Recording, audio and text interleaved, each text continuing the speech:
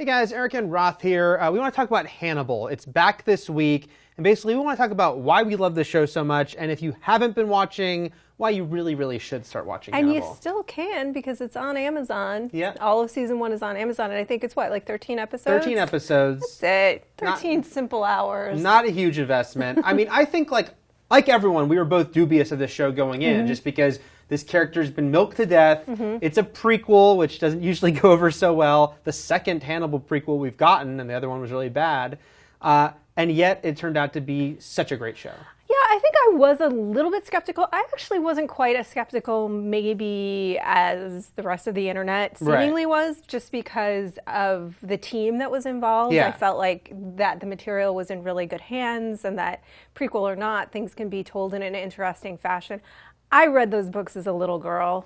Don't ask about my childhood. That's a whole other story. But I love them, and I love these characters. I love Hannibal Lecter. I love this character. I love Will Graham. So I was really excited, and I was very pleasantly not surprised that it was awesome. Well, Bryan Fuller runs the show. Such a great creative guy. Did Pushing Daisies, did Wonder Falls. What he's done here is really great, which is taking this show, taking these characters we know, and really kind of giving us a new look at them. He is extrapolating. It's an idea we've never seen before of Will and Hannibal, his actual friends and confidants before the events of Red Dragon. And it's really great how he's kind of built out the world, taken the characters, and I don't think he's making them different and corrupting them, but he's giving us a lot more and kind of making us know what makes them tick. I think so too. Yeah, what the show has done so well is take the essence of the story and the essence of these characters and adapt them, and exactly make it fresh, give them something new to do. Because in the books, Will makes Hannibal in about 5 minutes. Right. It's like, oh, you're my guy, and this is why. But what he does is establish in the show a very good reason, a very solid reason why he doesn't make him right away. Yeah. And then it just plays out. We don't want to say anything spoilery, but man, that just plays out beautifully over the course of the season, because Hannibal, I think, really does have an affection for Will. But he can't help but be Hannibal. It's a fascinating relationship, the two of them, and kind of what they both want out of this corrupted friendship they have. There's also a lot of great... And there's a darkness in both... Well, okay, yeah. Hannibal's... No, he's darker, but there's a darkness in both of them. And there's a lot of great nods to the books also, and kind of versions of scenes that are familiar. And Fuller knows what he's doing. And to the movie. And to the movie. And to the movie The Silence of the Lambs. Yeah. Let's talk about the visual style of the show. It really stands out, especially on network TV. I think it is the best looking show on network TV. Yeah, absolutely. I was thinking in my brain, like, a lot of cable too. Yeah, and most of TV. Yeah, most of TV, because David Slade did the pilot, and he, I think, established a really beautiful aesthetic. We were talking about this earlier. I'll let you talk about what Fuller said in terms of how he wanted to heighten things and why. Right. But it's very artful murder.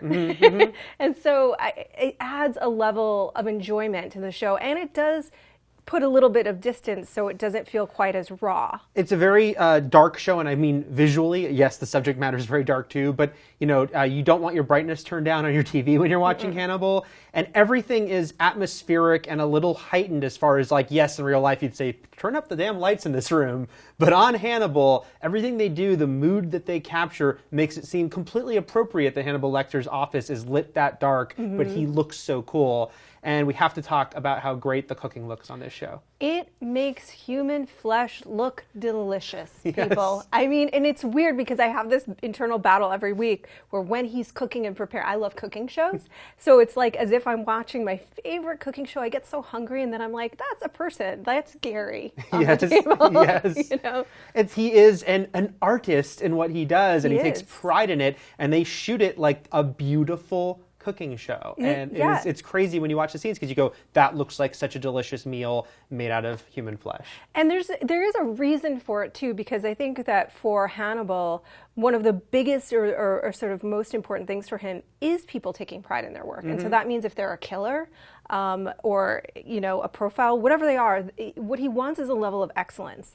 And if someone's not excellent, if they're crass, if they're lowbrow, if they're cheap, he will kill them and then eat them. Right. Beautifully, though. He will make them an artist in their death, or a piece of art. Yes, he will.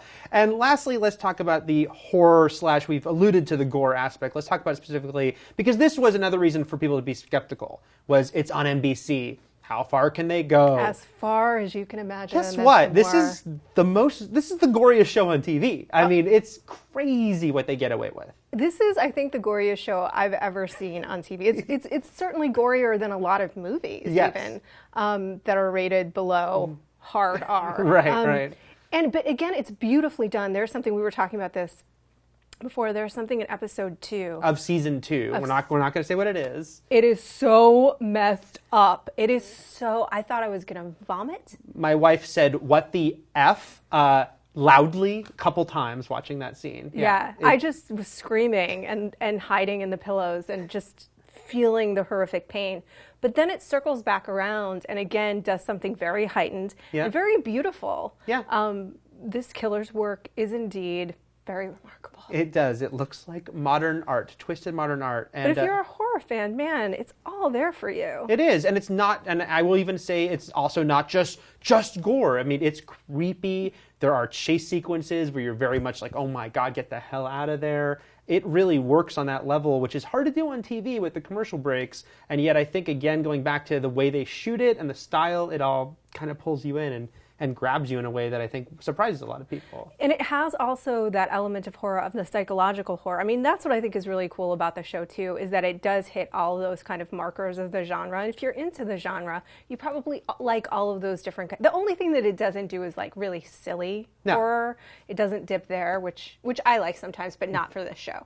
But it is certainly a psychological thriller where you feel like you will go mad at the way Hannibal is getting away with what he's doing to Will. Right. Poor Will Graham. But we're struggling with him. That's the great thing. You're invested in the story. Yeah. You know? So we love Hannibal. We know that some of you have already seen and love it, but if you haven't, please check it out. Catch up on season 1. Like Roth said, it's available Blu-ray, DVD, and on Amazon Prime. We're not getting paid to say this. We really love the show. Just love the show. And if you haven't seen it, I think you will too. Thanks a lot, guys.